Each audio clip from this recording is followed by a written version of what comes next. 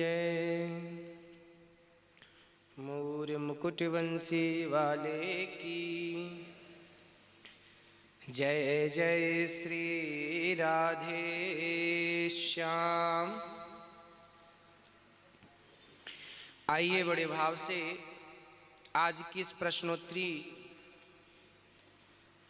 की धारा में प्रवेश करते हैं भगवान नाम के साथ। श्री कृष्ण गोविंद हरे मुरारी, हे नाथ नारायण वासुदेव। श्री कृष्ण गोविंद हरे मुरारी, हे नाथ नारायण वासुदेव। आइए आप सभी भक्तों का बहुत बहुत स्वागत है। सभी से जय श्री कृष्णा, राधे राधे। आज की प्रश्नोत्तरी दिव्यांशी राजपूत जी का प्रश्न है। गुरु जी, अगर हमने गुरु मंत्र लिया और भूल गए तो क्या करें? अपने गुरु जी से फिर पूछ लीजिए, गुरु जी कौन सा मंत्र था, आपके गुरु जी बता देंगे। आपके गुरु जी यदि हैं तो फिर आप पूछ लीजिए, और नहीं हैं तो फिर आप जो आपके हृदय को परिवर्तित करें, पुनः ऐसे गुरु को फिर चुन लीजिए। रितु गुप्ता जी, मैं छत्तीसगढ़ रायपुर से हूँ। मेरी बहन के पति मदिरा पान करते हैं, इसका क्या उपाय है? आपके बहन के पति मदिरा पान करते हैं तो देखिए उनको सत्संग जरूर कराइए। सत्संग कराने से उनकी आदतें ठीक हो जाएंगी। क्योंकि देखिए जब अंधकार होता है ना, तो हम एक ही काम करते हैं, और वह काम यही है कि दीपक जला देते हैं। अच्छा, दिया जलाने से क्या होता है? दीपक जलाने से होता यह है कि सारा अंधकार समाप्त हो जाता है। कोई भी शराबी व्यक्ति हो, कोई भी कहीं का भी हो, यदि वो सत्संग करता है तो विश्वास से कहता हूँ कि सत्संग मात्र से, कथा सुनने मात्र से ही उसके भीतर का अहंकार, अज्ञान, नशा, जो भी बुराइयां व्यक्ति के भीतर हैं, सारी बुराइयां स्वतः ही समाप्त हो जाती हैं। करना नहीं पड़ता, हो जाती हैं। तो आप कुछ मत कीजिए, अपने बहन के पति को मात्र कथा से जोड़ दीजिए। कथा सुनने की, अब कथा से आप उन्हें जोड़ पाएं ये आपके लिए चुनौती है, और वो जुड़ गए तो गारंटी हमारी कि सुधर जाएंगे। हजारों लोग शराब छोड़ चुके हैं केवल कथा के बल पर। हम इसके गवाह हैं। हमारे सामने बहुत सारे लोग आते हैं, गुरुजी हम शराब पीते थे, कथा सुने तो छूट गई। बहुत सारे लोग आते हैं, हमसे कहते हैं।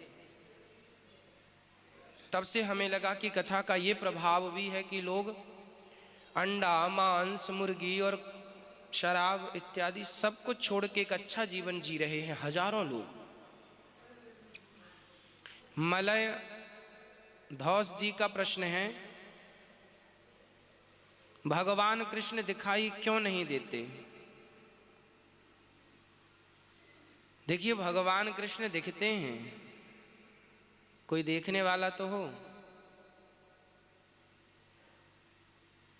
यदि हमारे भीतर प्रेम होगा, हमारे भीतर भक्ति होगी, तो भगवान को दिखने में क्या दिक्कत है? देखिए भगवान ऑलरेडी दिख रहे हैं, भगवान तो दिख रहे हैं, आप ही नहीं पहचान रहे हैं तो क्या करें? अच्छा ये बताइए, आप भगवान को किस रूप में देखना चाहते हैं? भगवान सबके रूप में उपस्थित हो सकते हैं। वो चींटी के रूप में, हाथी के रूप में, माँ के रूप में, पिता के रूप में, गुरु के रूप में, अतिथि के रूप में, भिखारी के रूप में, दीन दुखी के रूप में, किसी भी रूप में वो उपस्थित हो सकते हैं। अरे भाई, हमारे घर में लकड़ी का दरवाजा होता है, होता तो लकड़ी का ही है, लकड़ी का होगा या लोहे का होगा, पर हम ये नहीं कहते कि ये लोहा है, हम ये नहीं कहते ये लकड़ी है, हम देखते तो लकड़ी ही है पर कहते हैं दरवाजा है, दरवाजा खोलो। जैसे लकड़ी को ही आप दरवाजा समझते हैं, दरवाजे में दरवाजा तो दिखता है पर दरवाजे की लकड़ी नजर नहीं आती, लकड़ी नजर आती तो आप कहते हैं लकड़ी है, पर आप तो कहते हैं दरवाजा है। भाई, घड़े में मिट्टी ही है पर आपको घड़े की मिट्टी नजर ना करके घड़ा नजर आता है, ये घड़ा है मिट्टी पर आप कहते हैं घड़ा है। उसी प्रकार जिस प्रकार है वो मिट्टी पर आप घड़ा कहते हैं। जैसे आपने जो भी वस्त्र धारण किए हैं वो सारे वस्त्र केवल धागा से बनते हैं, है तो धागा पर कहते हैं कपड़ा। उसी प्रकार इस सृष्टि में जैसे घड़े में मिट्टी के सिवा कुछ नहीं है, उसी तरह इस संसार में भगवान के सिवा कुछ नहीं है। सब ईश्वर ही है, जिसे आप देख रहे हैं वो भी ईश्वर, जो दिख रहा है वो भी ईश्वर। पर क्या करें, माया का पर्दा ऐसा पड़ा है कि हमें बाकी तो सब दिखता है, केवल वही नजर नहीं आता। यही तो माया है, और यही माया का पर्दा हट जाए तो आदमी का कल्याण नहीं हो जाएगा, उसका दर्शन साक्षात्कार नहीं हो जाएगा। तो भगवान ही हैं सब में, आप में, हम में, माता में, पिता में, कहाँ है उसके सिवा कुछ भी। सिया राम मैं सब जग जाने। बस इन आँखों का थोड़ा सा हम इलाज कर लें बस। कविता ठाकुर जी, भगवान हमारी भक्ति स्वीकार करते हैं या नहीं कैसे पता चलेगा? देखिए, भगवान हमारी भक्ति स्वीकार करते हैं, पता चलने के लिए हम भक्ति क्यों करें? देखिए, भक्ति स्वीकार हम तो भक्ति करें, अब भगवान स्वीकार करें ना करें वो उनकी मर्जी है। आप तो अपना कीजिए भक्ति, आप करते रहिए, करते रहिए। आपको भूख लगी है तो आप भोजन करिए, भोजन करेंगे तो अपने आप पेट भरेगा। अब आप भोजन करते जा रहे हैं और चिंता भी है, वो पेट भरेगा कि नहीं, पेट भरेगा कि, अरे भैया तुम खाने पे ध्यान दो, खाओ मन लगा के, पेट अपने आप भर जाएगा। इसमें चिंता करने की क्या बात है? खा रहे हो और पेट भरेगा कि नहीं, पेट भरेगा कि, इसकी एक चिंता का विषय थोड़ी है। उसी प्रकार आप भक्ति कीजिए, स्वीकार करेंगे, खाए हो तो पेट भरेगा, भक्ति किए हो तो स्वीकार होगी। याद रखिएगा, जीवन में धोखे से भी किसी के जीवन में कोई एक पुण्य आप कर लो, मैं धोखे से भी एक पुण्य कर लूं, जानकर नहीं, धोखे से, तो धोखे से किया हुआ मेरे द्वारा पुण्य भी, वो पुण्य का फल मुझे मिलकर ही रहेगा। जानकर पुण्य करो तो विषय ही अलग है, पर धोखे से भी कोई कर ले तो भी उसका वो फल मिलकर ही रहेगा। इसलिए पुण्य करना मत छोड़िएगा, पुण्य का फल देर सवेर मिलेगा जरूर। स्वीकार करेंगे, विश्वास रखिए और श्रद्धा बनाए रखिए। पूजा तिवारी जी, गुरुजी ऐसा कौन सा व्रत करूं जिससे मन को शांति मिले? मेरा दिमाग बहुत टेंशन में है, ऐसा कौन सा व्रत करूं जिससे मन को शांति मिले?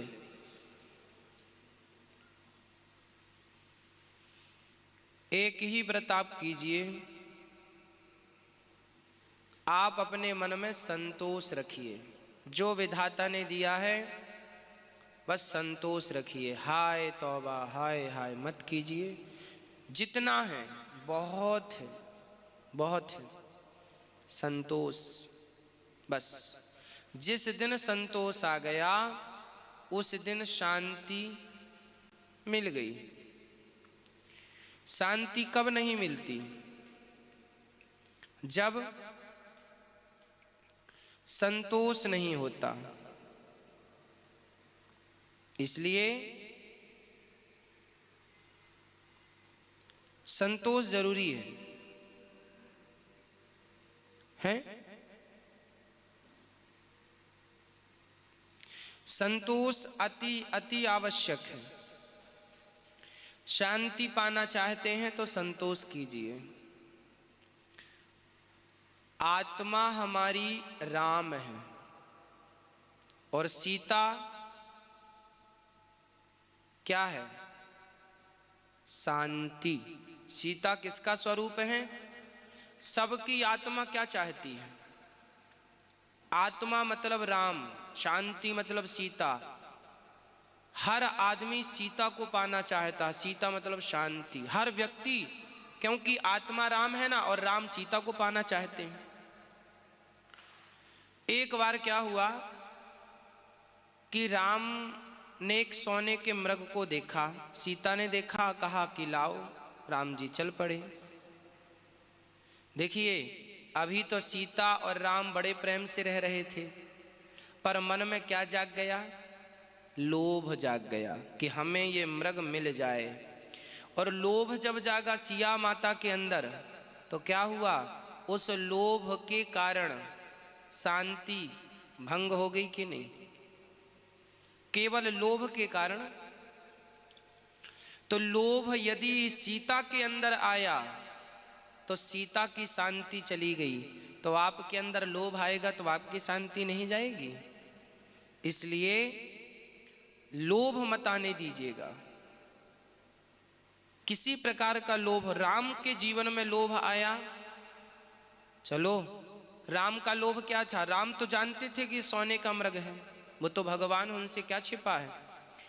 पर उनको भी लगा कि चलो सीता खुश हो जाएगी, ले आऊंगा। तो बात मान ली सीता की। चले राम जी। तो सीता जी ने तो कहा कि हमें ये ला कर दो, लोभ आया।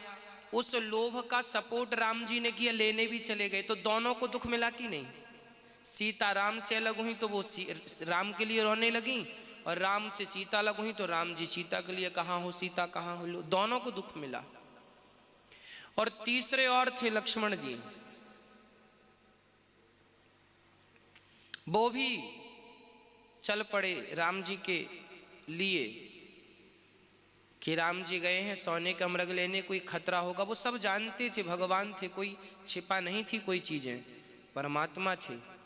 पर हम सभी के लिए बताने के लिए कि देखो, यदि लोभ के शिकार राम और सीता हुए हैं तो कष्ट उन्हें उठाना पड़ा है, तो हम भला सांसारिक प्राणी लोभ करके कैसे बचेंगे?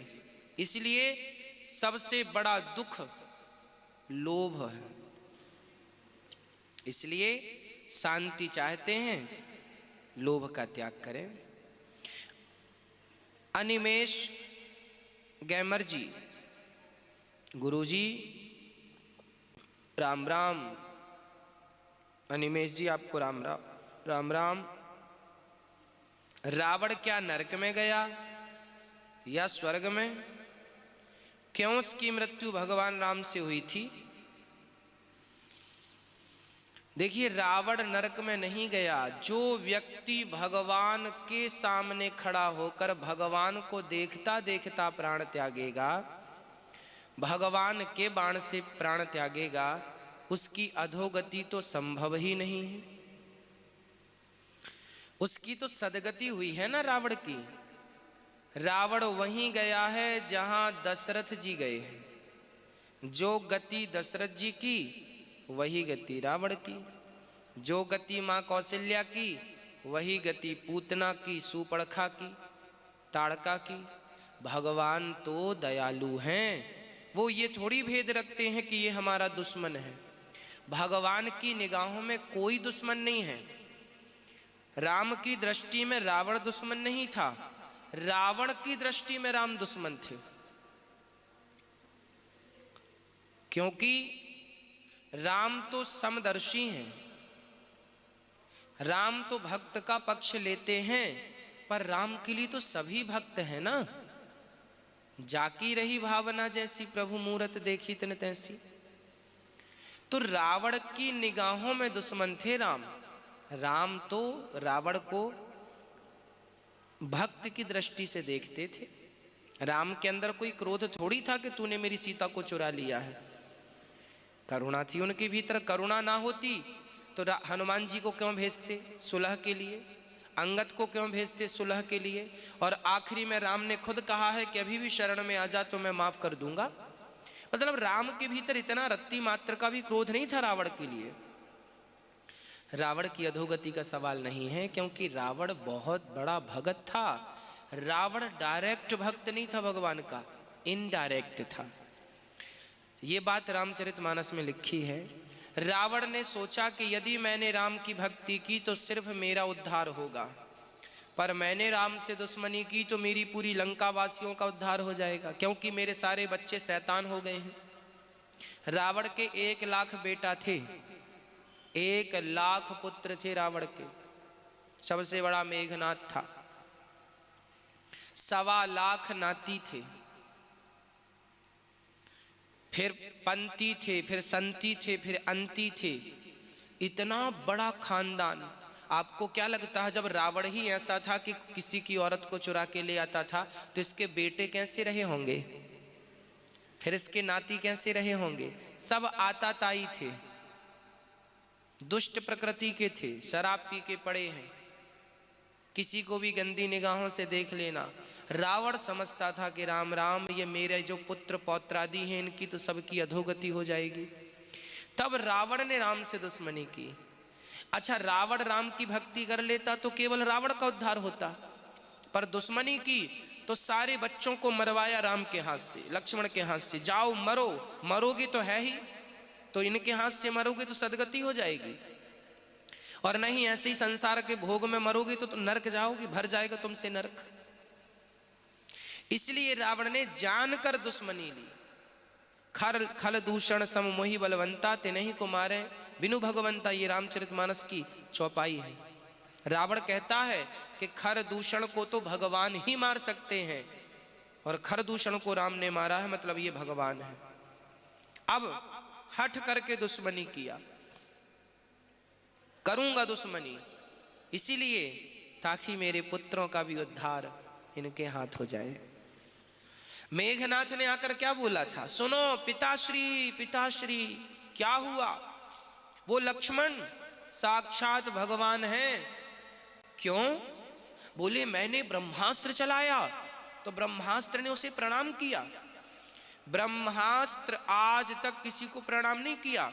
ब्रह्मास्त्र तो केवल भगवान को प्रणाम करता है। किसी पर ब्रह्मास्त्र चलाया जाए तो ब्रह्मास्त्र केवल भगवान को प्रणाम करता है, नहीं तो फिर दूसरे को छोड़ता नहीं है ब्रह्मास्त्र। मेघनाथ ने ब्रह्मास्त्र चलाया, भगवान शिव का पशुपतास्त्र चलाया, पर सबने प्रणाम किया। समझ गया कि ये भगवान है, क्योंकि ये अस्त्र जब निकलते हैं तर्कस से तो लक्ष्य भेद करके लौटते हैं, पर ये प्रणाम करके लक्ष्मण जी के चरणों में गिरे हैं। समझ गया कि ये भगवान है। रावण के पास, पिताजी पिताजी सुनो ये भगवान है, हमें तो गलतफहमी हो गई थी कि सामान्य लोग हैं, भगवान है ये। रावण बोला। अच्छा, रावण के मन में आया, देखो पहचान गया मेरा बेटा। फिर रावण ने क्या बोला, रावण ने कह दिया होता कि हाँ हाँ ये भगवान है, चलो शरण में, तो क्या होता, ये शरण में जाते, इनका उद्धार हो जाता। बाकी जरूरी थोड़ी था कि इनके पुत्र पौत्रादि भी जाते। तो रावण क्या बोला, ए मूर्ख, तू अपने प्राण बचा के आया, चल तू चूड़ी पहन के घर में बैठ जा, मैं जाऊंगा युद्ध करने। और लक्ष्मण मेघनाथ बोला, ना ऐसी बात नहीं है पिताश्री, मैं डर के नहीं आया, मैं तो बताने आया हूं, मैं जा रहा हूं। अंतिम प्रणाम करके गया और सदगति हुई। तो ये सब सामान्य लोग थोड़ी थे, भगवान से युद्ध करने। हम लोग दर्शन को तरस रहे हैं, चरण की धूल को तरस रहे हैं, और ये लोग सामने गाली देते थे। प्रेम नहीं होता तो गाली कैसे देते। ये श्रापवश जय और विजय ही, पिछले जन्म में ये जय विजय थे रावण। श्राप के कारण रावण बने और आज इनकी सदगति हुई है। हाँ, भगवान राम से इनकी मुक्ति इसलिए हुई रावण की, क्योंकि ये पिछले जन्म में जय और विजय थे। सनकादियों ने श्राप दे दिया, जाओ तुम राक्षस हो जाओ। फिर इन्होंने कहा, हे प्रभु अब मुझे आपकी सेवा से वंचित होना पड़ेगा। तब भगवान नारायण ने कहा था कि मैं स्वयं तुम्हारा उद्धार करने आऊँगा। तो भगवान ने वचन दे दिया था, इसलिए राम आए और रावण को ही मारा। रावण को मारने के लिए फिर बहुत हनुमान जी भी मार सकते थे, बाली भी मार सकता था, पर भगवान ने कहा था कि मैं ही आऊँगा तुम्हारे लिए, इसलिए भगवान आए हैं जी। तो राम जन्म के हेतु अनेका, एक से अधिक एक ते एका। सीमा भडाने जी, वैष्णवी जी का प्रश्न है, गुरु जी क्या हम भगवान के साथ लीला रच सकते हैं? हाँ तो कैसे? पुण्य करिए, जब पुण्य करेंगे आप तो किसी जन्म में भगवान आपको भी अपनी लीला में सम्मिलित कर लेंगे। जब आपके अधिक पुण्य होंगे तो भगवान आप अपनी नित्य लीला में हमें और आपको भी स्थान दे देंगे। वैष्णवी जी। सीमा भडाने जी, महाराज जी आपके चरणों में मेरा कोटि कोटि प्रणाम जी, खुश रहिए, आपको भी राधे राधे। मेरा गुरु मंत्र है ज्योति निरंजन ओमकार, है ना, रारंकार सोहम सतनाम। क्या ये मंत्र सही है? सीमा भडाने जी पूछ रही हैं। आपका मंत्र है ज्योति रंजन ओमकार रारंकार सोहम सतनाम। देखिए मंत्र जो हैं हमारे शास्त्रों में, जो मंत्र वेदों में लिखे हैं वही मंत्र हैं, वही जपने योग्य हैं। हमारे यहाँ ध्रुव जी ने कौन सा मंत्र जपा था? द्वादशाक्षर मंत्र, ओम नमो भगवते वासुदेवाय, है ना। इस मंत्र का जाप करिए, नमो भगवते वासुदेवाय, नमो भगवते वासुदेवाय। आपके गुरु जी जो गुरु परंपरा से मंत्र दें, आजकल तो गुरु जी लोग तिलक भी नहीं लगाते। आजकल के जो मॉडल गुरु हैं वो तो तिलक भी नहीं लगाते। और याद रखिएगा, जिस गुरु के माथे पर तिलक ना हो वो गुरु समझ लीजिएगा कि वो किसी प्राचीन परंपरा से है ही नहीं, स्वयं बने हुए गुरु हैं। हमारा जो तिलक है माथे का, ये हमारा परंपरागत तिलक है। हमारे गुरुजी के गुरुजी ने दिया, उनके गुरुजी ने उनको दिया, उनके गुरुजी ने उनको दिया, परंपरागत। आजकल के मॉडल गुरु लोग तिलक भी नहीं लगाते। और ये जो मंत्र है ये बिना तिलक वाले गुरुओं का मंत्र है। इसका काखा गाघा कहीं कहीं जा रहा, बिखर रहा है। ये वो मंत्र नहीं है जो हमारे वेदों से निकले हैं, ये मनमुखी मंत्र हैं। अब किस गुरु ने दिया है ये मंत्र मुझे तो पता नहीं है, पर ये मनमुखी मंत्र हैं। और मनमुखी मंत्र नहीं चलते। मंत्र कौन से होने चाहिए? जैसे भागवत में ये मंत्र लिखा है, ओम नमो भगवते वासुदेवाय। मंत्र कौन सा? श्री राम जय जय। हनुमान जी यही जपते थे, एकांत में बैठते हैं, श्री राम जय जय राम। इस मंत्र के बारे में लिखा है, श्री राम जय राम। चैतन्य महाप्रभु ने क्या जपा? हरे राम राम राम हरे हरे, हरे कृष्ण कृष्ण कृष्ण हरे। ये महामंत्र है, युगल मंत्र, युगल नाम हमारे वृंदावन के जो परंपरागत है। जैसे हमारी परंपरा है श्री रामानुजाचार्य परंपरा, है ना। हमारी परंपरा में तो लक्ष्मी नारायण मंत्र दिया जाता है। हमारी परंपरा में लक्ष्मीनाथ समारंभाम नाथयामुन मध्यमाम अस्मदाचार्य पर्यंताम वंदे गुरु परंपरा। हमारी परंपरा में लक्ष्मी नारायण का मंत्र दिया जाता है, वही मंत्र जो मंत्र माता लक्ष्मी ने श्री रामानुजाचार्य भगवान को दिया था। हमारा मंत्र जो वही मंत्र है जो मंत्र राम ने लक्ष्मण को दिया था। राम जी ने जो मंत्र लक्ष्मण जी ने जपा त्रेता में, वही लक्ष्मण बलराम जी बने तो वही मंत्र द्वापर में उन्होंने जपा। फिर वही लक्ष्मण बलराम बने, बलराम के बाद कलयुग में वही रामानुजाचार्य बने, तो रामानुजाचार्य ने फिर हम जैसों पतितों को वही मंत्र दिया कि बेटा इसको जपोगे तो कल्याण होगा। हमारा जो मंत्र है, हमारी जो परंपरा है, लक्ष्मण जी से चली आ रही है, वही परंपरा, एक के बाद परंपरागत। तिलक भी वही है, मंत्र भी वही है, परंपरा भी वही है। तो गुरु परंपरा, आजकल मनमुखी गुरुओं से आप लोग जुड़ जाते हैं। बहुत सारे गुरुजी मिल जाएंगे जिनके माथे पे तिलक नहीं है। क्यों हम तिलक लगाते हैं? अब आप कहेंगे महाराज जी, अब जो लोग तिलक नहीं लगाते ना, उनसे कहो क्यों तिलक क्यों नहीं लगाते, तो उन लोग कहते हैं अरे ज्ञान ही हमारा तिलक है। उनसे ज्ञान छुपवा लो बस। बोले हमारा ज्ञान ही हमारा तिलक है, क्या जरूरत है माथा में तिलक लगाने। अरे भाई, फिर बच्चों को टाई बेल्ट बैच लगाने की क्या जरूरत है? क्यों भेजते हो बच्चों को टाई लगा के? भाई एक मर्यादा होती है ना स्कूल की, कि सारे बच्चे टाई में आएंगे, बेल्ट में आएंगे, बैच में आएंगे, ड्रेसअप पे आएंगे। यूनिफॉर्म क्यों जरूरी होती है? फिर कोई भी बच्चा कपड़ा पहन के चला जाए, क्यों नहीं लागू करते बच्चे को? क्यों ड्रेसअप पहनाते हैं? ये भी जैसे पालतू कुत्ते के गले में पट्टा होता ही है, उसी प्रकार जिसके माथे पे तिलक है, गले पे तुलसी की माला है, ये भगवान के सच्चे पालतू भक्त हैं। और जिनके गले पे कुछ नहीं है, तिलक, ये सब फालतू है। तो पालतू और फालतू में अंतर समझना सीख लो आप लोग। मनमुखी ना हो, गुरुमुखी हो। गुरुमुख होता है। हम भी अपने गुरु मुख हुए हैं, गुरु से सीखा है, गुरु से मंत्र प्राप्त किया। हमारे गुरु जी ने अपने गुरु से, फिर उनके गुरु ने, उनके गुरु से, उनके गुरु ने, उनसे। वो परंपरा लक्ष्मण जी की थी। रामानुजाचार्य परंपरा हमारी है। फिर एक सीतानाथ समारंभाम रामानंदाचार्य परंपरा है।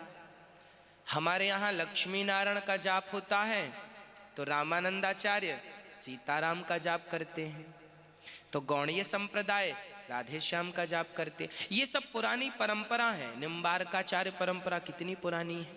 ये सब अच्छी परंपराएं हैं। इनमें से किसी एक परंपरा से जुड़ेंगे तो परंपरागत मंत्र प्राप्त होगा और उसी से आप सबका भला होगा। मनमुखी ना हो, है ना।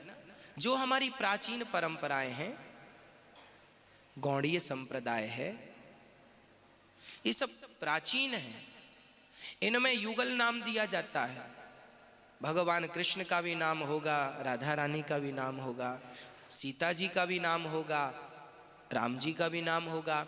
हम लोग लक्ष्मी नारायण जपते हैं, सीताराम जपते हैं और राधे श्याम जपते हैं, बस। हम तीनों को एक मानते हैं, अलग अलग नहीं मानते। तीनों एक हैं। वही नारायण है, वही राम है, वही श्री कृष्ण है। तो ये जो प्राचीन परंपराएं हैं, इन्हीं को फॉलो करना चाहिए। और जिस गुरु के माथे पे तिलक ना हो, ऐसों से बचना चाहिए। यही पहचान है ना। तिलक की बड़ी महिमा है, इसलिए तिलक जरूरी है। हमारे जितने परंपरागत ऋषि, हमारे जितने भी आज भी परंपरागत कथावाचक हैं, परंपरागत भगत लोग हैं, वो सब तिलक लगाते हैं। तिलक ही पहचान है। ब्राह्मण हिंदुओं की पहचान क्या है? चोटी हो, चंदन हो, ये हिंदू की पहचान है। गोल टोपी हो तो मुसलमान की पहचान है। पगड़ी हो तो सिख की पहचान है। तो पहचान है तो भाई हमें अपनी पहचान भी तो लेके चलनी है। तिलक क्यों नहीं लगाना भाई? क्यों नहीं लगाना? और लगाएंगे तो नुकसान क्या है? इसका साइंटिफिक रीजन भी है कि तिलक हो माथे पर तो मन शांत होता है। तिलक जरूरी है, हमारी प्राचीन परंपरा में तिलक जरूरी है। बिना तिलक के, बस ये समझ लो कि जो बिना तिलक के हैं सब फ्रॉड हैं, ये समझो, है ना। हमारी शंकराचार्य परंपरा कितनी पुरानी है, सब पूरा माथा पे तिलक लगाते हैं, ऐसा वाला। हम लोग खड़ा तिलक लगाते हैं।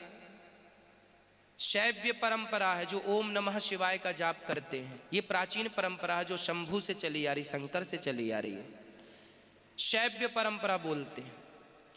श्री आद्य शंकराचार्य परंपरा, आद्य शंकराचार्य परंपरा बोलते हैं, जगत गुरु शंकराचार्य बोलते हैं, ये तिलक लगाते हैं ऐसा।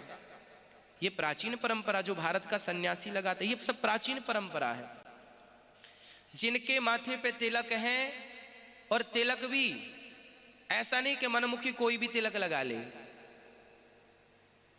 तिलक भी हमारे यहाँ तिलक से ही पहचान होती है कि इस परंपरा का है ना।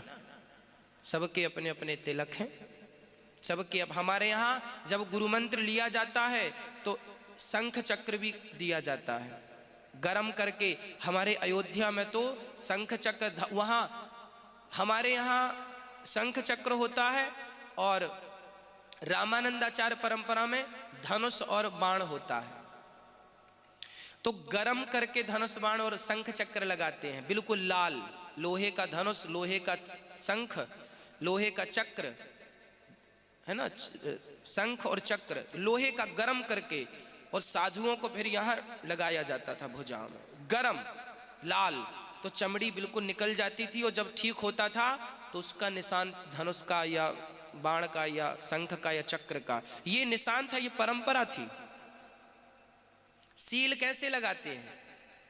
सील थी ना, ये सील है भक्तों की, वैष्णवों की।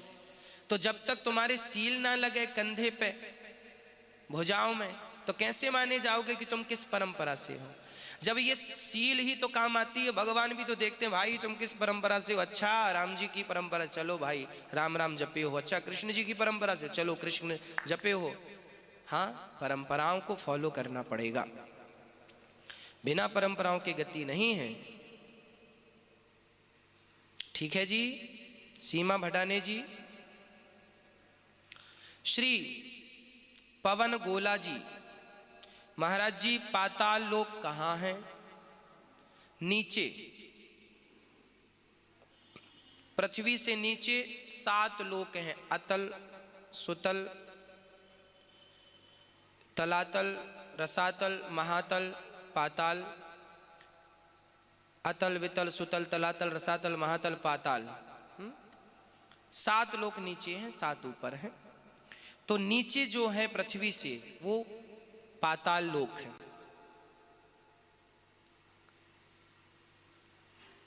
है ना।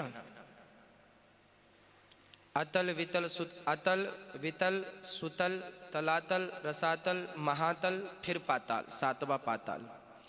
99,000 करोड़ योजन नीचे ये पाताल लोक है।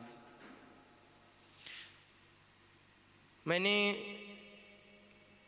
सुना था एक बार कि किसी देश में वहां के वैज्ञानिकों ने पृथ्वी को खोदना शुरू किया कि देखें नीचे क्या है। तो बहुत खोदा, बहुत गहरे चले गए खोदते खोदते। तो वहां से जब देखा कुछ यंत्र डालकर, तो बहुत नीचे खोदने के, देखिए उतने नीचे संभव नहीं है, जितने नीचे ये लोक हैं संभव नहीं है कि तुम वहां तक पहुंच जाओ। यंत्र औजार काम नहीं करेंगे।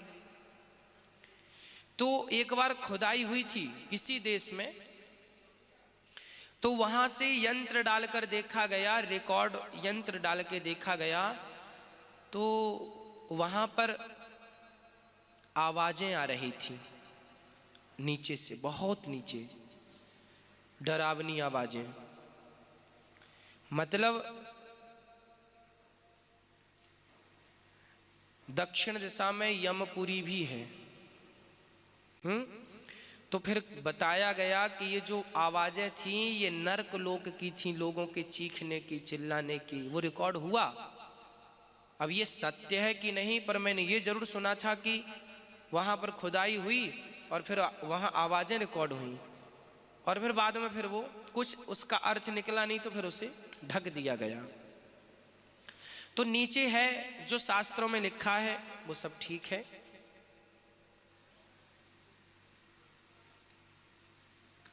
श्री निशांत जी भगवान विष्णु का कीर्तन कैसे करें और भगवान विष्णु का कोई आसन सा पावरफुल मंत्र बताइए।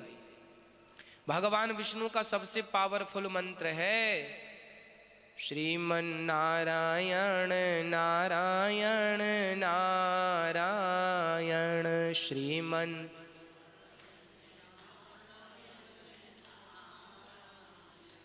श्रीमन नारायण नारायण नारायण श्रीमन नारायण। यही सबसे पावर, नारद जी इसी मंत्र को जपते हैं, तो आप भी जाप करें और यही पावरफुल मंत्र है। निशांत जी, विनोद कुमार जी का प्रश्न है, गुरुजी ब्रह्मा विष्णु महेश में सबसे पहले किसकी उत्पत्ति हुई? देखिए, सबसे पहले हुए हैं नारायण, फिर नारायण ही विष्णु के रूप में बने, क्योंकि भगवान को सृष्टि करनी थी। तो भगवान नारायण जो हैं, लक्ष्मी नारायण, ये तो अपने क्षीर सागर में आराम करते हैं, फिर नारायण ही विष्णु भगवान बन गए, है ना। फिर नारायण ही ब्रह्मा बन गए और नारायण ही शिव बन गए। भगवान नारायण ने अपने आप को तीन रूप में डिवाइड इसलिए किया, इन तीनों से काम बनेगा। ब्रह्मा जी सृष्टि उत्पन्न करेंगे, विष्णु जी पालन करेंगे और शिव जी संहार करेंगे। इन तीनों को भगवान नारायण संभालेंगे। तो ये तीन एक तत्व हैं, एक रत्ती मात्र फर्क नहीं है। ब्रह्म वैवर्त पुराण में ये बात जो हम बोल रहे हैं लिखी है, ब्रह्म वैवर्त पुराण में। तो ये सब शास्त्रोक्त बातें हैं। सबसे पहले नारायण, जिसे हम आदि नारायण कहते हैं, आदि नारायण लक्ष्मी नारायण कहते हैं, जिनके चरण लक्ष्मी जी दबा रही हैं, वो नारायण सबसे प्राचीन है। फिर विष्णु भगवान जी प्रकट हुए उनसे, फिर ब्रह्मा जी प्रकट हुए उनसे, फिर शिव जी। फिर शिव जी को तो ब्रह्मा जी ने प्रकट किया। शिव जी की ब्रह्मा जी की भ्रकुटी, यहां से शिव जी का प्राकट्य हुआ भागवत जी के अनुसार। तीनों एक ही हैं, अलग अलग ना समझें। सुमन कुमार जी, अगर भगवान पाप माफ कर देते हैं तो अच्छे कर्म क्यों करें? आपको किसने कहा कि पाप माफ कर देते हैं? हां, यदि कोई पापी भगवान की शरण में चला जाए, ये कह दे कि प्रभु मैं आपका हूं, तो शरण में यदि चला जाए तो सन्मुख हो ही जीव मोहि जबहि, जन्म कोटि अघ नासहि तबहि, करोड़ों जन्म के पापी यद आप हैं। और एक बार भगवान की शरण में चले गए और भगवान के हो गए सदा के लिए, तो भगवान क्षमा करेंगे, तो गले लगाएंगे, अन्यथा पापों का फल भोगना पड़ेगा। भगवान तो दयालु है ना, इसीलिए माफ कर देते हैं। भगवान जैसे देखिए, आपका बेटा कितना भी लापरवाह है, कितना भी दुष्ट है, नालायक है, आपको मारता है, गाली देता है, मां पर करोड़ अत्याचार करे बेटा, पर आखिरी में हाथ जोड़कर यदि मां के सामने खड़ा हो जाए तो मां भी अपने करोड़ों अपराध करने वाले बेटे को गले लगा सकती है। ये मां की ममता होती है। यदि मां का स्वभाव ऐसा है कि अपने बेटे को माफ कर देती है, तो उस भगवान में तो करोड़ों माँओं का प्रेम भरा पड़ा है। इस मां के भीतर तो एक मां का प्रेम है, पर भगवान के भीतर तो करोड़ों माँओं का प्रेम है। भगवान तो वही भगवान है जिसने तुम्हारा दिल बनाया है। जब तुम्हारा दिल इतना द्रवीभूत है माँ का, तो भगवान का दिल कैसा होगा। इसलिए भगवान करुणा के अवतार हैं, इसलिए उन्हें करुणावतारम कहते हैं। कर्पूर गौरम करुणावतारम, करुणा के अवतार हैं। हाँ, नील भगवान के बारे में लिखा है, शांताकारम भुजग शयनम पद्मनाभम सुरेशम विश्वाधारम गगन सदृशं मेघवर्णं शुभांगम लक्ष्मीकांतम कमल नयनम योग भिर्ध्यान गम्यम वंदे विष्णु भवभयहरम सर्वलोकैकनाथम। तो भगवान कर्पूर गौरम है, करुणावतारम है। भगवान तो भगवान है। राम जैसा कौन, कृष्ण जैसा कौन, दया की मूर्ति है, प्रतिमूर्ति।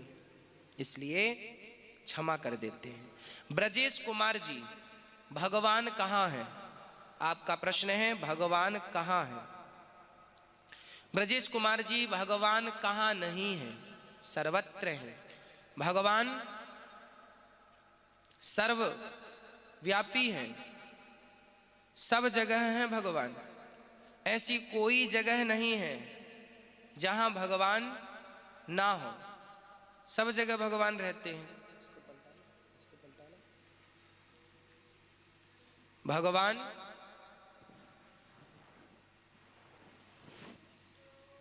सब जगह रहते हैं, इसलिए आप ये संदेह ना करें कि भगवान कहाँ हैं।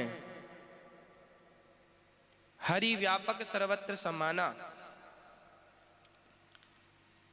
सब जगह भगवान है। जैसे समुद्र की हर बूंद में नमक समाया है, ऐसे सृष्टि के कण-कण में भगवान समाये हैं। जैसे मिश्री के कण-कण में मिठास समाई है, ऐसे सृष्टि के कण-कण में ईश्वर समाया है। जैसे कपड़े के कण-कण में धागा समाया है, उसी प्रकार सृष्टि के कण-कण में ईश्वर समाया है। जैसे मेहंदी के कण-कण में लालिमा समाई है, ऐसे सृष्टि के कण-कण में परमात्मा समाया है। जैसे जैसे दही के कण-कण में मक्खन समाया है, ऐसे सृष्टि के कण-कण में परमात्मा समाया है। जैसे दूध के कण-कण में घी समाया है, ऐसे सृष्टि के कण-कण में परमात्मा समाया है। जैसे गुलाब के कण-कण में खुशबू समाई है, उसी प्रकार संसार के कण-कण में ईश्वर समाया है। कहाँ है उसके सिवा कुछ? अतिरिक्त क्या है? कुछ भी नहीं। अमित शर्मा जी, क्या समुद्र पर क्रोध आ गया था श्री राम जी को? हाँ जी, राम जी को क्रोध तो देखो भगवान है, क्रोध तो नहीं आता, पर फिर भी क्रोध का अभिनय किया। लिखा है ना रामचरितमानस की सुंदरकांड की चौपाई पर, लिखा क्या है कि विनय न मानत जलधि जड़ गए 3 दिन बीत, बोले राम सकोप तब भय बिनु हो ही न प्रीत। बोले राम सकोप तब, राम को गुस्सा आ गया, गुस्से में बोले क्या कि बिना भय की प्रीत नहीं होगी, अब मैं बाण निकालूंगा, आग्नेय अस्त्र सुखा दूंगा। तब प्रकट हो गए, है ना। इसलिए भगवान को क्रोध आया था उसके बाद। इसलिए कहते हैं कि भले अंदर से ना सही बाहर। जैसे माँ बच्चों पे गुस्सा करती है, अंदर से थोड़ी करती है, बाहर से डराने के लिए गुस्सा करती है, ऐसे भगवान ने भी समुद्र को डराने के लिए गुस्सा किया, अंदर से थोड़ी गुस्सा था। क्रोध भगवान करें तो पृथ्वी डूब जाए, पर भगवान का क्रोध तो माँ के क्रोध जैसा है ना। माँ का भी क्रोध कैसा होता है? बच्चों के लिए क्षण मात्र का होता है और उनको सही शिक्षा देने के लिए होता है। माँ बच्चों के गाल पे थप्पड़ मारती है तो कोई दुश्मनी से थोड़ी मारती है, उसमें भी प्यार है। ऐसी भगवान का भी प्यार है, छिपा हुआ है ना। तो भगवान के ऐसे सुंदर सुंदर चरित्र हैं। श्री अंशु सिंह जी का प्रश्न है कि राधे राधे, आपको अच्छे लोगों के साथ बुरा क्यों होता है? अच्छे लोगों के साथ बुरा इसलिए होता है कि आम सबको फल देता है खाने को, फिर भी लोग उस पर लाठियां फेंकते हैं, डंडे फेंकते हैं, पत्थर फेंकते हैं। किस लिए? कि वो फल देगा खाने को। आप आम को पत्थर मारते हैं, लाठी फेंकते हैं, फिर भी वो आपको खाने को फल देता है। जो अच्छे लोग होते हैं उन पर ही उंगलियां उठती हैं, उनके साथ ही लोग बुरा करने का प्रयास करते हैं। पर इसका अर्थ ये नहीं है कि आप अच्छा काम करना छोड़ दें। आप अच्छा करिए, बुरा करने वाले, देखिए कांटा चुभने के लिए बना है और पुष्प गुलाब महकने के लिए बना है। कांटा बना ही चुभने के लिए है तो वो चुभेगा। दुष्ट व्यक्ति बना ही दूसरों को कष्ट देने के लिए है सो देगा।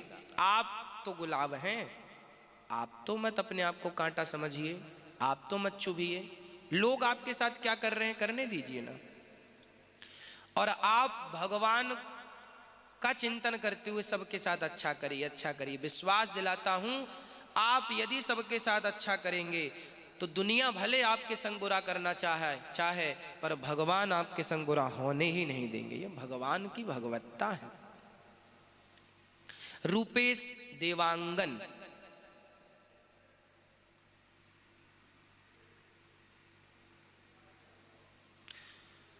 आपका प्रश्न है, गुरुजी आलमारी को घर के किस दिशा में रखना चाहिए? आलमारी को घर की किस दिशा में रखना चाहिए? आप तो वास्तु टिप्स पूछ रहे हैं हमसे। वास्तु शास्त्र कहता है कि आलमारी घर में जो है, आलमारी देखिए, अब आलमारी में आप कपड़ा रखना चाहते हैं कि पैसा?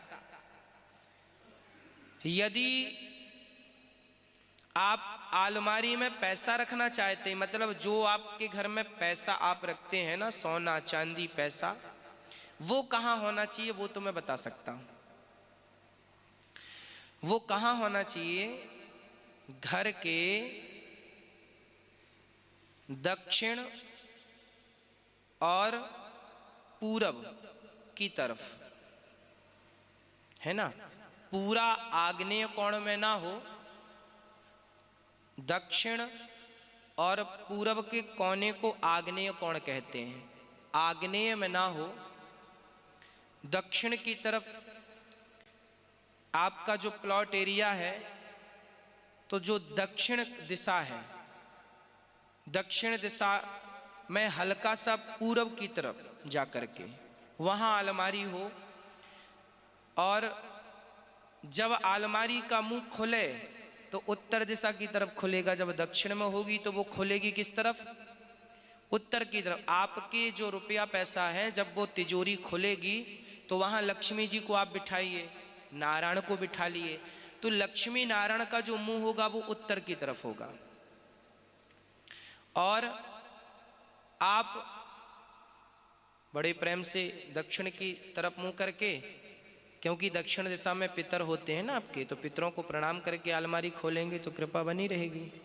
तो लोग, अच्छा कुछ लोग उत्तर दिशा में ईशान कोण में भी रखते हैं। ईशान कोण किसे कहते हैं?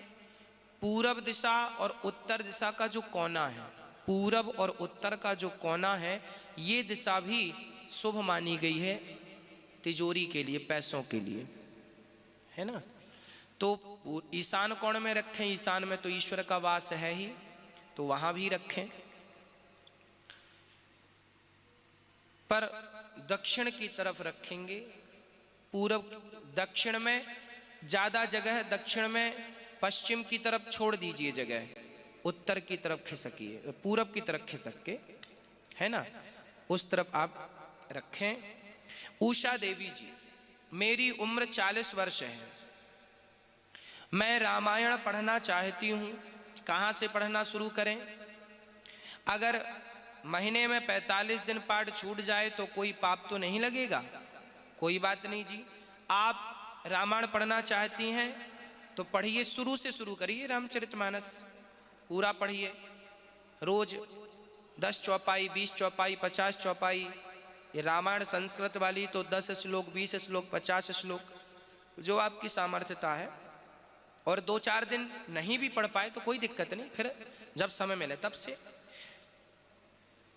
मेरो राधे गोविंद, आपका प्रश्न है, रामानुज संप्रदाय से और आपसे दीक्षा कैसे लें? आप जब भी आएंगे तो हम आपको दीक्षा देंगे।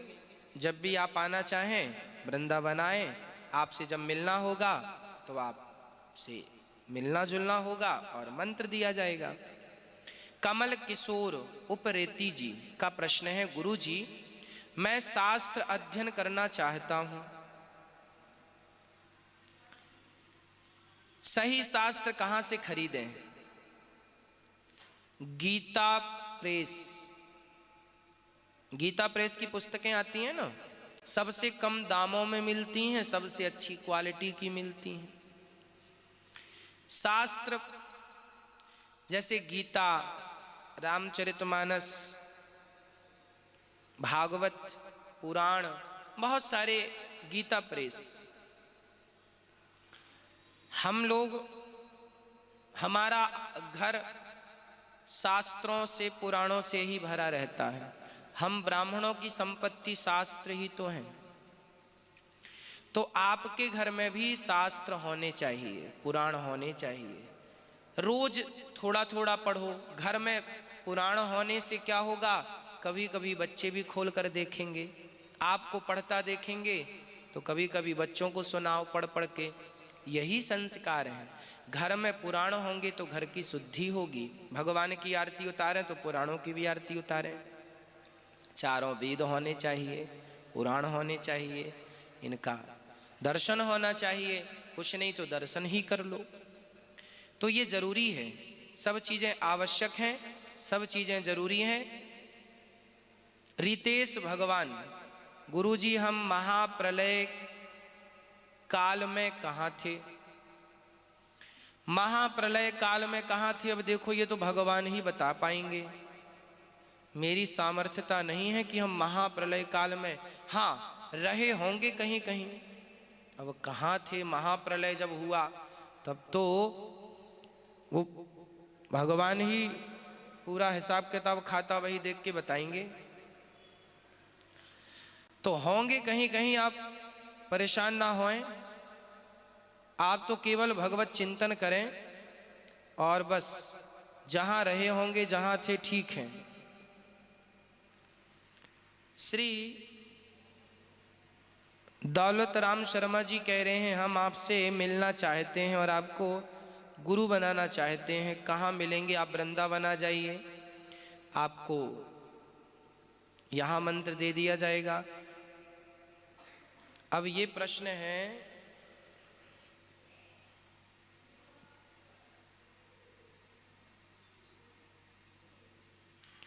गुरु जी पैर छू के प्रणाम, हम लोग,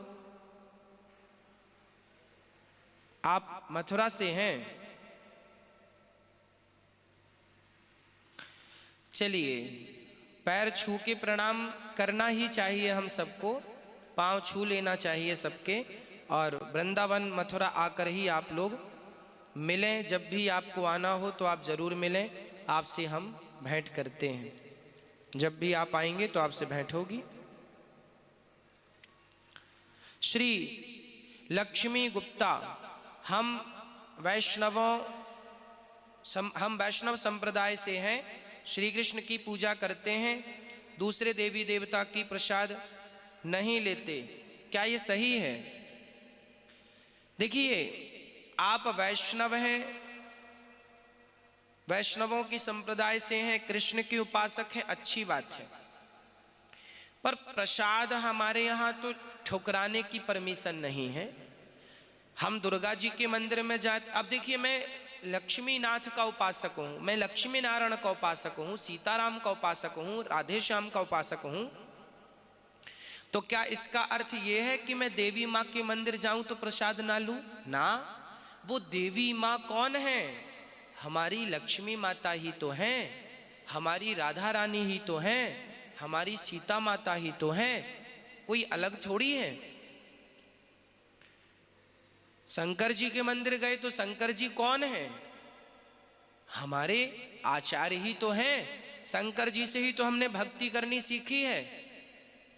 तो इन सब के प्रसाद हमें लेना चाहिए। प्रसाद का अर्थ होता प्रा मतलब प्रभु के, सा मतलब साक्षात, दा मतलब दर्शन। प्रभु के साक्षात दर्शन का नाम प्रसाद है। प्रसाद की बड़ी महिमा है ना। प्रसाद ठुकराया नहीं जाता। एक बार शास्त्रों में कथा है कि एक बार भगवान ने, एक संत ने इंद्र को अपनी माला, एक भगवान ने एक संत को अपनी माला पहनाई, प्रसादी माला जो भगवान से निकल गई वो प्रसाद बन गया। तो संत ने इंद्र को पहना दी, तो इंद्र ने वो अपने हाथी को पहना दी, फिर हाथी ने सूंड से तोड़कर पांव में रख दी। तो संत ने श्राप दे दिया, अरे राम राम राम राम राम, मैं तो सोचा था मैं तेरा यश करूंगा, ये माला तो यश बढ़ाने वाली थी, पर तूने पांव तले रौंद दिया, जा तेरा यश बिगड़ जाए। उनकी लक्ष्मी, उनका राज्य छिन गया, दैत्यों ने कब्जा कर लिया। तो जो गुरुजन माला पहनाते हैं, जो मंदिरों से माला मिलती है, प्रसाद मिलता है, उसको ऐसे कहीं नहीं फेंका जाता। वो तो आंखों से लगाकर, नेत्रों से लगाकर, हृदय से लगाकर, माथे से लगाकर सुरक्षित रखा जाता है। फिर कहीं यमुना किनारे जाओ, नदियों के तट पे जाओ तो वहां विसर्जित कर दो। पुरानी हो जाए तो बिहारी जी की माला है, प्रसादा स्वरूप मिली है, संभाल के रखो। बाकी सब रख लेते हो संभाल के, प्रसादी माला संभाल के नहीं रख सकते। चलो पुरानी हो जाए, सड़ जाए तो फिर विसर्जित करो उसे तरीके से, फेंक मत दो। सामान्य माला तो माला है, पर बिहारी जी को टच होने, अब ये भागवत जी के ऊपर जो माला चढ़ी है, ये माला कोई साधारण माला थोड़ी रह गई। चढ़ने के पहले साधारण थी, जब बिहारी जी को चढ़ गई, भागवत जी को चढ़ गई तो ये प्रसादी बन गई। अब ये जिसके गले में जाएगी तो वो उसका कल्याण कर देगी। इसलिए इसका आदर करना जरूरी है, इसका सम्मान करना जरूरी है। अरे गुरु तो धूल उठाकर दे दे तो उस धूल का भी आदर करना जरूरी है, क्योंकि वो गुरु के हाथ से होकर के आपके तक पहुंची है ना। इसलिए इन चीजों का आदर करना अति आवश्यक। गौरी श्री का प्रश्न है, राधे राधे गुरुजी, कृपया बताएं कि शादी से पूर्व कुंडली में मिलान कराना क्यों जरूरी है। देखिए, शादी के पहले कुंडली का मिलान इसलिए किया जाता है ताकि ये देखा जाए, पहले से ही देख लिया जाता है। देखो कल को आपकी शादी हो गई और आपके साथ कुछ अनिष्ट हो गया तो पहले ही देख लिया जाता है। कुंडली दर्पण है। यदि आपकी जन्म तारीख पुख्ता है, जन्म समय पुख्ता है, तो कुंडली बिल्कुल सही बनेगी। और यदि मिनट 2 मिनट का भी हेर फेर है तो उसमें, कई बार लोग कहते हैं ना, हमारी कुंडली में तो कुछ लिखा है, हो कुछ रहा है, इसका मतलब तुम्हारे जन्म का समय सही नहीं है। 1-2 मिनट आगे पीछे होने से कुंडली बदल जाती है, ग्रह नक्षत्र बदल जाते हैं। इजेक्ट समय है ना, मां के गर्भ से बेटा बाहर आया, वो समय चाहिए। मां के शरीर से बच्चे का नरा काटा गया, वो इजेक्ट समय चाहिए। वो समय मिलेगा तो कुंडली परफेक्ट होगी। तो लड़का लड़की की कुंडली देखी जाती है। लड़की मंगली है तो लड़का भी मंगल होना चाहिए। जब दोनों मंगल तो फिर मंगल ही मंगल। फिर कई बार देखा, अब कई बार लड़का मंगल होता है, लड़की मंगल नहीं होती, तो लड़की के दूसरे ग्रह मजबूत होते हैं तो वो झेल लेते हैं। जरूरी नहीं है कि लड़का मंगल है तो लड़की भी मंगली हो। यदि दूसरे ग्रह स्ट्रांग हैं तो फिर वो ज्योतिषी ही बताएगा कि यहाँ शादी कर सकते हैं कि नहीं। तो जरूरी है, आपकी भलाई के लिए जरूरी है। और आप नहीं बिलीव करते तो फिर क्या जरूरी है। मिलान करने से कई बार ना वैधव्य योग रहता है। जैसे किसी लड़की के ने विधवा होने के योग रहते हैं कुंडली में, तो वो अच्छा ज्योतिषी है तो पकड़ लेता है कि इसके कुंडली में विधवा योग है। तो फिर क्या करेगा, विधवा योग मतलब पति मर जाएगा, तो फिर वो क्या करते हैं, उसे टालते हैं। उसके विधान भी होते हैं उसमें। थोड़ी सी भी ग्रह दशा देख के कि टाला कैसे जाए, तो फिर शादी के पहले उसका पहले विवाह कर देते हैं घड़े के संग, घड़े से विवाह कर देते हैं, फिर घड़ा फोड़ देते हैं। तो जो वैधव्य उसका योग था, संयोग था, वो टल जाता है। आम के साथ विवाह कर देते हैं, है ना, विवाह करके पेड़ उखाड़ देते हैं। तो क्या होता है कि वैधव्य का जो योग संयोग था ना, वो टल जाता है, मृत्यु टल जाती है। ऐसे देखिए जो होना है होगा। फिर भी हम लोग, भाई आदमी घर बनाता है तो नाप तोल के तो बनाता, आड़ा तिरछा तो नहीं बना लेता। तो ठीक ठाक बने ना आपका वैवाहिक जीवन। तो इसलिए दिखाया जाता है कुंडली ज्योतिषों को कि भाई क्या गलत है क्या सही है। टाल, जितना हम टाल सकते हैं टाल लो, बाकी तो फिर जो होना है विधाता करेंगे। इसलिए हर माँ बाप तो यही चाहते हैं मेरी बेटी खुश रहे, तो बेटी की खुशी के लिए माँ बाप कुंडली वुंडली दिखाते रहते हैं। कई बार कुंडलियों के चक्कर में लेट हो जाता है। शादी 25 साल की लड़की हो गई, 26 साल की लड़की हो गई, 27 साल की, और कुंडली के चक्कर में लेट हो रहा, तो फिर नहीं मिलान करना चाहिए, फिर कर देना चाहिए। ये भी विधान है। 30 साल के बाद फिर कुंडली के दोष फिर काम नहीं करते, शादी कर लो फिर, है ना। वो लेट हो गई शादी, वो लेट का विधान था कुंडली में कि तुम्हारी शादी 30 साल के बाद ही होगी, तो फिर बाद में ही होती है वो शादी, फिर वहां पे फिर कोई दिक्कत नहीं है, तो कर सकते हैं। पर दिखाएं तो नुकसान नहीं है कुछ भी, योग्य वर हो। शास्त्र आपके लिए गलत नहीं देंगे, जो लड़का देंगे अच्छा देंगे, यदि आप शास्त्रों का पालन करेंगे तो। राजकमल सेन जी का प्रश्न है, गुरु जी चरण स्पर्श, खुश रहिए, एक स्टूडेंट का कर्तव्य क्या है? एक स्टूडेंट का कर्तव्य है अध्ययनम परमम तपः। अध्ययन ही विद्यार्थी की तपस्या है, अध्ययन ही विद्यार्थी की तपस्या है। काक चेष्टा वको ध्यानम, स्वान निद्रा तथैव च, अल्पाहारी ग्रही त्यागी विद्यार्थी पंच लक्षणम। ये विद्यार्थी के 5 लक्षण है। अल्पाहारी ग्रही त्यागी, विद्यार्थी का कर्तव्य है कि कम खाए।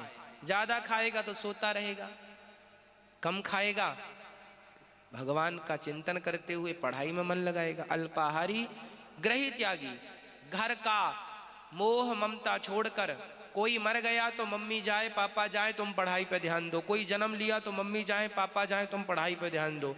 मरना वाला मरेगा, आने वाला आएगा, जा तुम काहे पढ़ाई छोड़ो।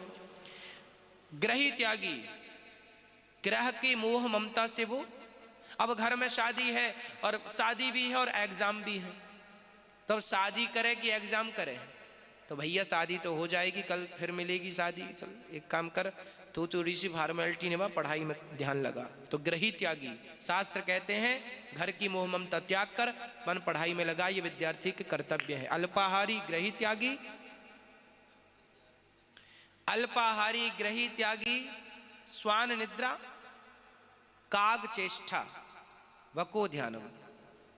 काग चेष्टा, कौवे की तरह चेष्टा हो।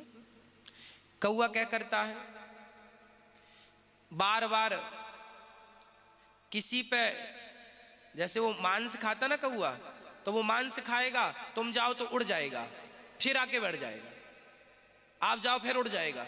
उसी तरह है विद्यार्थी का पूरा ध्यान अपनी पुस्तकों पे पढ़ाई पे हो। कोई आ गया तो चलो थोड़ी देर के लिए चले गए, चलो थोड़ा टहल लेते हैं, फिर आके पढ़ो, खा लिया फिर पढ़ो। मतलब बार बार मन कहाँ लगा रहे, जैसे कौवे का ध्यान कहाँ रहता है। और काक चेष्टा वको ध्यानम, बंगुला का ध्यान खाने में लगा रहता, उसका भी वही हाल है।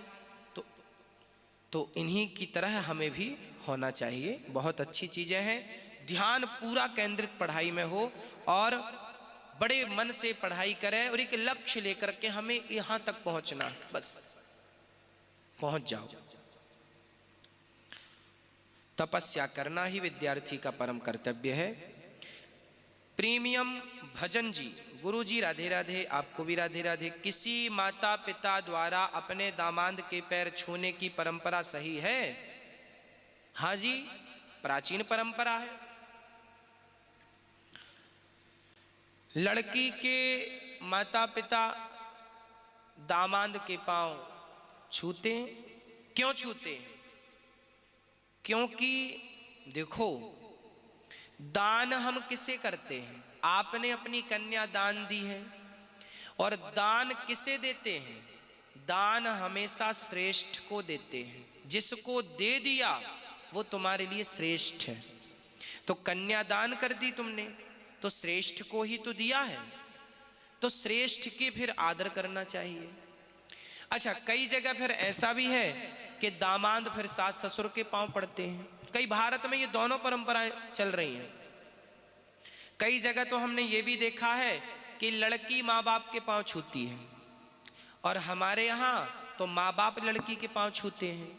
तो जो बाप दादों से जहां जैसी परंपरा चल रही है वही ठीक है ना। इसमें कोई संशोधन करने की जरूरत नहीं है। हमारे यहाँ तो लड़की के पांव माँ बाप छूते हैं, और दामाद के पांव भी माँ बाप छूते हैं, अर्थात सास ससुर।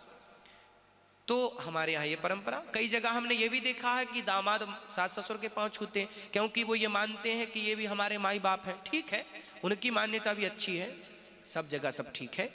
देखिए, कुछ रीति होती हैं कुल रीति, कुछ रीतियां होती हैं वेद रीति, वेद पुराण जो बताते हैं वो।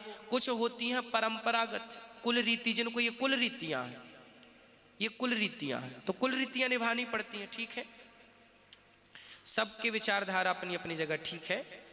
थोड़ा सा चलता है 19-20, सब ठीक है, बस गलत ना हो, कुछ भी गलत परंपराएं ना हो। जैसे बकरा काटना, मांस खाना, ये सब गलत परंपरा ये ना हो। पांव पड़ने पड़ाने की परंपराएं सब जगह सब ठीक है। लड़की को हमारे यहाँ कन्या मानते हैं, और कन्या पराया धन होता है। तो पराया धन है, अपना तो है नहीं, इसलिए उसका आदर करते हैं पांव छूकर। भाई तुम पराई हो, दान भी कर रहे हैं तो दान पांव छूकर ही देते हैं, इसलिए पांव छूने की परंपरा है। चलिए, एक प्रश्न और है, उसके साथ आज की वाणी को पूरा करेंगे।